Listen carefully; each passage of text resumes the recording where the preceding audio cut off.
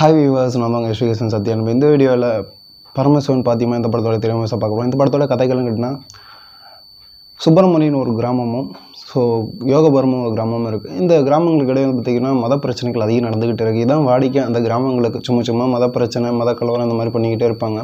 அந்த கிராமத்தை சேர்ந்தவங்க 2 பேர் மர்மமான முறையில் இறந்துடுறாங்க. அவங்கள கொண்டவங்க யாருன்னு பார்த்தீங்கன்னா பரமசிவனும் பாத்திமா தான் கொண்டிருக்காங்க. ஸோ இது ஏன் பண்ணாங்க, எதுக்காக பண்ணாங்க அப்படின்னு சொல்லி அவங்க தேடி கண்டுபிடிக்க போகிறாங்க. அப்படி கண்டுபிடிக்கும் போது யார் இந்த பரமசிவம் யார் இந்த பாத்திமா மர்மமான விஷயங்கள் வந்து வெளியே வருது.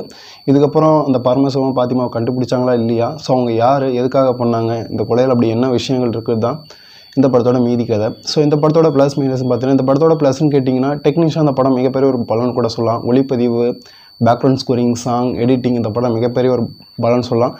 ஒரு நல்ல கதையை திரைக்கதையை மாற்றி அதுக்கு தொழில்நுட்ப ரீதியாக ஸோ கொடுத்த விதம் மிகப்பெரிய ஒரு பலம். டைரக்டர் ஃபர்ஸ்ட் ஆஃப் வந்து ரொம்ப விறுவிறுப்பாகவும் எங்கேஜாகவும் கொண்டு போயிருக்காரு.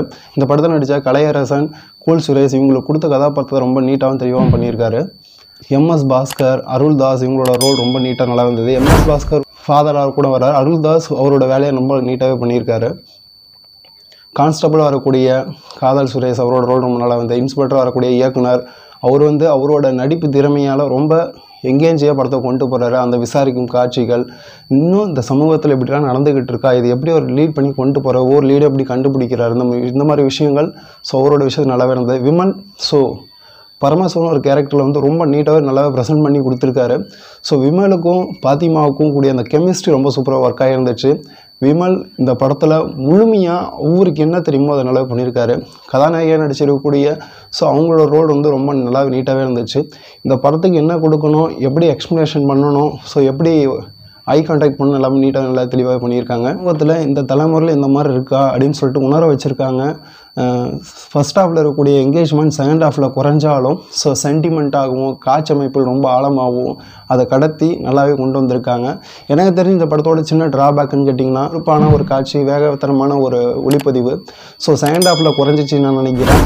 இன்னும் கொஞ்சம் அதில் கவனம் செலுத்தியிருந்தால் ஸோ இந்த படம் நல்லாவே வந்திருக்கும். பரமசிவன் பாத்திமா ஒருவனே குலம் ஒருவனே தேவன் சொல்கிற மாதிரி ரொம்ப நல்ல படம் தான், அனைவரும் பார்க்கலாம். இந்த படம் இந்த வீக்ஸில் தேட்டர் ரிலீஸ் ஆகிருக்கு. மறக்காமல் போய் பாருங்கள். இந்த படத்துக்கு பார்த்துட்டு உங்களோட கமெண்ட் செக்ஷன்ஸ் மறக்காமல் என்னோட கமெண்ட் செக்ஷன் சொல்லுங்கள். இந்த படத்துக்கு நான் கொடுக்குற ரேட்டிங் 5க்கு 4.5. ஒரு அருமையான படம். மதவாத பிரச்சனைகளையும் மத அரசியலையும் ஸோ மத வெறிகளை பற்றி பேசக்கூடிய ஒரு அருமையான படம் Fathima Paramasivan. Thank you to all.